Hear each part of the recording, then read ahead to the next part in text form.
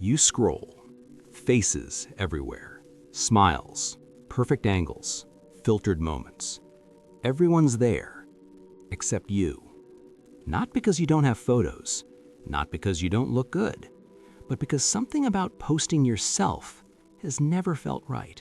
If that's you, keep watching, because what psychology discovered about people who don't post their photos might change how you see yourself forever. Here's what most people don't know. When someone posts their photo on social media, their brain releases dopamine. Not from likes, from the act of posting itself. Because for most people, posting a photo answers a quiet question. Do I exist if nobody sees me?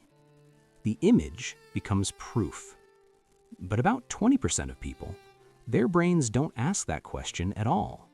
Scientists call it internal validation dominance. And if you're part of that 20%, here's what's happening.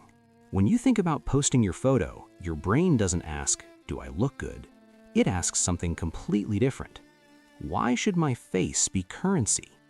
You're not scared of judgment, you're uncomfortable with transaction.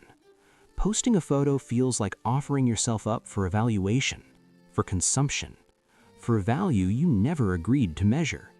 And your brain rejects it, not out of fear, out of misalignment. Here's where it gets interesting. A study at Princeton found that people who document moments experience them less intensely because the brain shifts from being to capturing, from feeling to performing. And some minds can't tolerate that shift.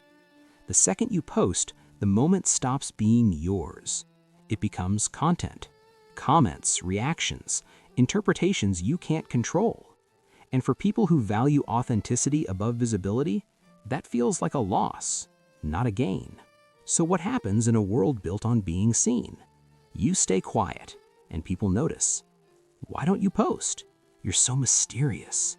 And slowly, doubt creeps in. Maybe I'm missing out. Maybe people forget I exist. Listen carefully. Not posting your photo doesn't mean you don't exist. It means your identity isn't crowdsourced. You don't need external validation to know who you are. Your sense of self is already stable, internal, complete. And that's rare. Here's what researchers found. People who don't post photos score higher in something called intrinsic self-worth. They derive identity from how they feel, what they believe, who they are when nobody's watching, not from how many people saw them, what reactions they got, whether their image got approval. And while the world celebrates visibility, psychologists understand something different. Visibility isn't the same as being seen.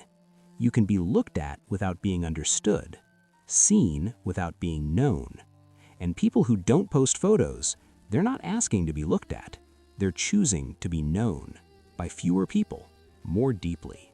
So if you're watching this thinking, this is exactly how I feel, you need to understand something.